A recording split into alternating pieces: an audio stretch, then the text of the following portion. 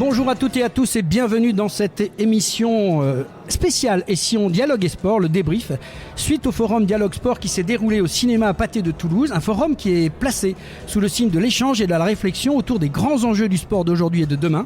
Aujourd'hui, nous parlons sport scolaire universitaire, un maillot essentiel dans la formation des jeunes, mais aussi dans la construction des citoyens de demain.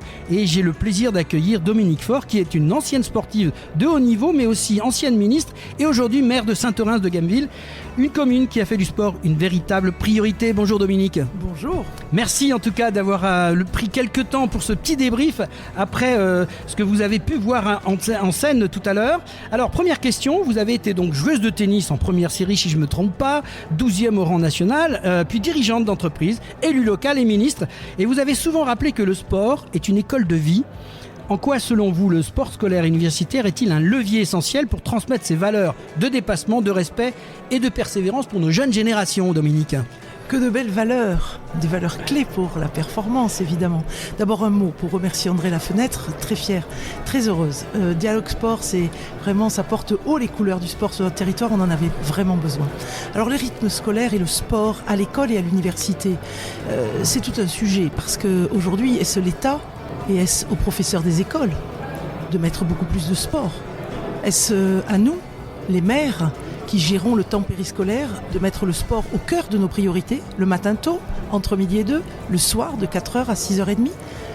Sur 1100 enfants que nous avons à Saint-Orens, 1080 restent pendant ce temps périscolaire. Est-ce à nous de mettre le sport au cœur de notre projet politique local ou bien est-ce au tissu associatif auquel, quand on est sportif, on est tant attaché ? Donc on a ce modèle allemand qui, moi, me parle beaucoup et qui vise à mettre les cours le matin, le sport l'après-midi, mais aussi les activités artistiques l'après-midi. Donc moi, c'est un modèle qui me plaît beaucoup et je pense très sincèrement que maths, toutes les matières scientifiques, le français, toutes les matières littéraires, mais aussi le sport est un vecteur d'épanouissement pour l'enfant, un vecteur d'intégration sociale, un vecteur de santé, lutte contre l'obésité. Donc oui, je suis vraiment intimement convaincue que le sport doit avoir une part beaucoup plus belle dans nos rythmes scolaires. Il faut, je pense, repenser peut-être le système tel qu'il est fait aujourd'hui, parce qu'effectivement, on le sait, médicalement, à 14h, on est moins péchu, pour parler dans le terme sportif. Nos enfants, c'est un peu le moment où c'est un peu la vague, et leur mettre des cours de mathématiques à ce moment-là, j'ai envie de dire, c'est en tant que papa, je me dis souvent, mais c'est compliqué. Et même nous-mêmes, quand on est au travail, on a ce petit break à 14h. Est-ce qu'effectivement, le sport serait pas le moment intelligent ou la culture de leur donner ? C'est peut-être une question de bon sens, j'ai envie de vous demander. Vous qui avez justement eu des responsabilités, je vous titille un peu, mais est-ce que c'est pas un boulot qui pourrait être lancé de là-haut quand même ? Mais je suis 100% d'accord avec vous. Vous dites c'est le moment de faire du sport, mais moi j'ai envie de vraiment porter le sport au même niveau que les matières scientifiques, que les matières littéraires. Et quand je vous dis que c'est des vecteurs d'épanouissement, un enfant qui ne sait pas courir, il peut pas être bien. Et ça s'apprend. Donc je pense qu'il faut que le sport joue son rôle dans le système éducatif pour toutes ces valeurs que vous avez citées, les valeurs que l'on connaît bien de l'olympisme qu'on a porté, entre autres le respect de l'adversaire, le respect de l'autre, apprendre à perdre et à sourire et à retrouver son adversaire sur le terrain de jeu avec amitié après. Tout cela, c'est aussi important pour moi et parce que c'est un vecteur d'épanouissement de nos enfants, de confiance en soi. Combien d'enfants manquent de confiance en eux-mêmes tout simplement parce qu'ils ne sont pas littéraires, scientifiques. Et si on pouvait leur donner cette confiance en eux, je pense qu'ils performeraient plus dans les lettres, dans les mathématiques.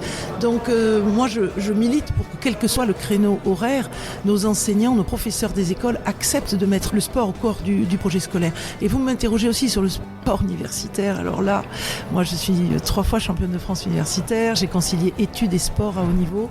Je pense qu'on est vraiment très en retard par rapport aux États-Unis par exemple.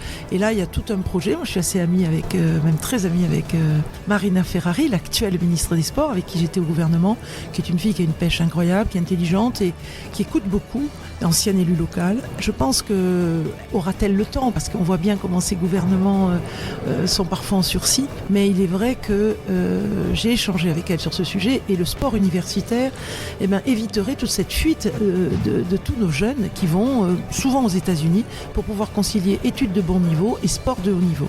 Donc là, je pense que beaucoup d'universités comme l'UPS ici sont prêtes à cela.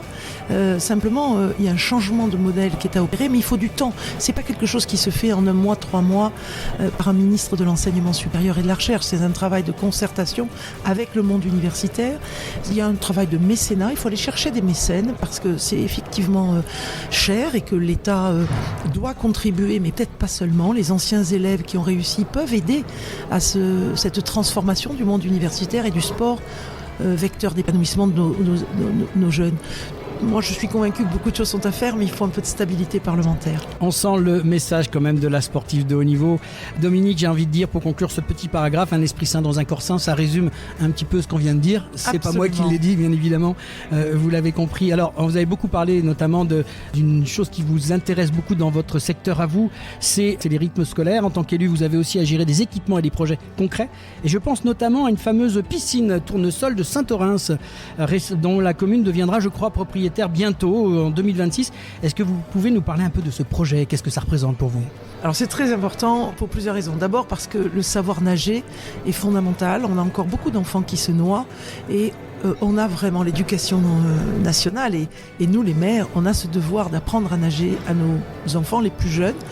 Et donc beaucoup de fierté d'hériter de cette belle piscine patrimoniale et un beau projet ambitieux à la maille du bassin de vie. Donc là on est en train de faire un travail pour voir comment on peut à la fois réunir les communes du Lauragais, donc à l'est de Saint-Orens-de-Gamville, et puis la ville de Toulouse avec ce quartier Malher extrêmement dense, et comment porter un projet ambitieux puisque nous n'avons pas aujourd'hui de piscine, on va dire avec un bassin de nage nordique. On en trouve dans pas mal de communes là aujourd'hui au niveau de la métropole et au niveau de la Haute-Garonne.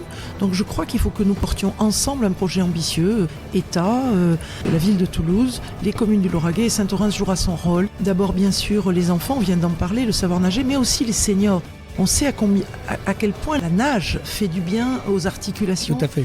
Puis le sport, la nage particulièrement, mais il est vecteur de santé mentale, il est vecteur d'intégration sociale, je l'ai dit. Et donc, moi, je suis très heureuse, mais mon idée, c'est pas seulement de le mettre au niveau des enfants, mais c'est aussi de le mettre au service de toutes les générations de Saint-Oranais et aussi sur la maille du bassin de vie. Vous l'avez compris, moi je lutte un peu contre ces frontières communales, ces limites administratives. À Saint-Orens, on vient nager quand on habite aux Ziels, quand on habite Caraman, on aimerait bien venir nager à Et là, concrètement, le projet, il est bien avancé, la signature, tout ça se passe comment ? Alors, le fait que nous soyons propriétaires, ça se passera courant janvier. D'accord. Donc là, c'est une information, d'accord. Avec le Sicoval, la convention est en cours et il n'y a pas d'obstacle. Puis c'est la préfecture qui nous le demande, que cette cession ait lieu. Par contre, le projet, et c'est un projet à 3 ans, donc vous savez, il y a des élections municipales avant. Donc oui, nous portons ce projet, nous travaillons sur ce projet, faire en sorte qu'il soit réalité à horizon de 2028, puisqu'il faut bien 6 mois d'ingénierie en investissement pour voir qui va porter l'investissement, comment on va arriver à fédérer la petite dizaine de millions d'euros qu'il faut pour porter un centre ambitieux en matière de natation. Et on est quand même un peu à l'aveugle quant aux subventions dont on pourra bénéficier, que ce soit de l'État ou de la région sur un ouvrage sportif. Et donc tout ce travail d'ingénierie technique et financière est en train d'être fait pour pouvoir porter un projet crédible sur lequel on pourra s'atteler si on est réélu dès le printemps 2026 pour une réalisation 2028. Donc en fait, il faut que tout le monde se jette à l'eau. Yes, voilà. Absolument.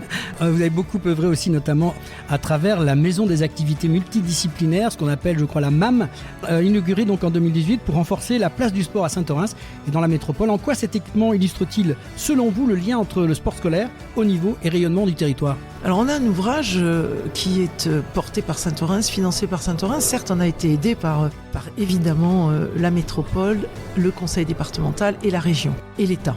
Donc c'est un très bel ouvrage pour une commune de 14 000 habitants. Et comme vous le disiez en introduction, moi j'ai une grande partie de mes élus qui sont des anciens judokas, karatékas, rugbyman, tennisman. Avec la nuit des sports, non, il n'y a pas une... Oui, la nuit des arts martiaux. On en a parlé dans l'émission, donc c'est pour ça que je relève. Le 15 novembre, nuit des arts martiaux, on fait découvrir pas moins de 18 disciplines dans le domaine des arts martiaux. Très beau dans spectacle. Cette MAM, qui est un très bel ouvrage où on peut accueillir jusqu'à 600 personnes. Donc, l'attractivité d'une commune, pour moi et pour nous, équipe sportive à Saint-Orens, eh bien, cette attractivité, elle doit beaucoup à sa capacité à développer des infrastructures sportives. Parce que, comme je vous le disais, moi je suis vraiment pas pour mettre des barbelés autour de Saint-Orens. Moi je suis très content d'accueillir des Toulousains et d'accueillir des habitants des petites communes de l'Est de Saint-Orens. Donc cet ouvrage, il est à destination de pas moins de 7 associations saint-oranaises qui accueillent entre 30 et 50% de leurs membres hors Saint-Orens. Donc on a là un lieu d'attractivité. Ça peut être des commerces. Parfois il y a des communes qui sont très connues parce qu'elles ont des commerces. Nous on est connus parce qu'on a de belles infrastructures et surtout de belles associations. Parce que les infrastructures sont fondamentales. Là, on va trouver chez nous 4 tatamis avec 250 places en gradin. Et de l'autre côté de la salle, un bel espace vitré où on a vu sur les tatamis d'un côté. Et puis de l'autre côté, sur une salle de 600 places qui peut être réservée aux arts martiaux quand on a des compétitions de niveau régional ou national, mais qui peut être aussi une très belle salle pour accueillir des championnats de basket, de volley, de para-badminton. On a attiré une compétition paralympique. On accueille aussi le Stade Toulousain handi rugby. On est très fiers parce qu'on a mis le handisport au cœur de notre projet. Il est vrai que ça attire beaucoup de nos jeunes pour découvrir un peu ce qu'est le monde du sport.